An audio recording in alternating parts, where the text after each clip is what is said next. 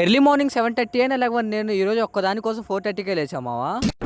Hey guys, అసలు matter ఏంటంటే ఈ రోజు మనం ఒక్కదాని కోసం 50 కిలోమీటర్స్ ట్రావెల్ చేయబోతున్నాం మావా. అది కూడా ఇప్పుడు ఎర్లీ మార్నింగ్ 4 అవుతుంది టైం వచ్చేసి. మా ఊళ్ళు చూసారా, నాకన్నా ముందే లేచి మా గేట్ బయటే ఉన్నారు. దీన్ని బట్టి చెప్పొచ్చు మా వీళ్ళు ఎంత ఖాళీగా ఉన్నారు. వీడు చూసారా, నేను వీడియో రికార్డ్ చేస్తున్నా అని చెప్పేసి ఎన్ని స్టంట్లు వేస్తున్నాడు రోడ్డు మీద. తెలిసి మావా నీకున్నంత మన ఏరియాలో ఎవడకుండదురా. వీడిని తిట్టి కరెక్ట్ గా గంట కూడా కాలేదు, మళ్ళీ ఇంకోసారి తిట్టించుకోవడానికి రెడీ అయ్యాడు. ఎందుకంటే రూట్ నాకు తెలుసు అని చెప్పేసి ఏదో మట్టి రోడ్ లో తీసుకొచ్చాడు మావా. నేను మంచిగా చెప్పా మావా, రూట్ తెలియనప్పుడు మ్యాప్స్ పెట్టుకుందాం, ఎందుకు రిస్క్ అని. నీకెందుకు సైలెంట్ కూర్చొని నేను తీసుకెళ్తా అని చెప్పేసి ఇలాంటి రోడ్ లో తీసుకొచ్చాడు. మీ గ్యాంగ్ లో కూడా ఇలా అతి చేసేవాడు ఈ రీల్ వాడికి షేర్ చేయండి. ఇంకా వీడి సంగతి కాసేపు పక్కన పెడితే మా మారియో గాడు మావా వెళ్ళే దారిలో ఏదో జాంకి చెట్టు కనపడింది, ఎవరు లేరుగా అని చెప్పేసి చెట్టు ఎక్కాడు ఏకంగా కోసేయడానికి.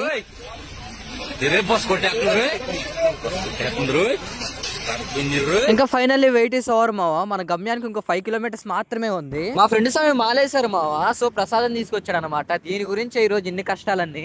మీ గ్యాంగ్ లో కూడా ఎవరైనా మాలేసుకుంటే రీల్ వాళ్ళకి షేర్ చేసి వాళ్ళని కూడా ఇలా ప్రసాదం తేమని చెప్పండి మావా. అన్నట్టు మీరు వెళ్లే ముందు మన యూనివర్సిటీ ఫాలో చేయకుండా చూస్తే ఫాలో చేసాను మావా.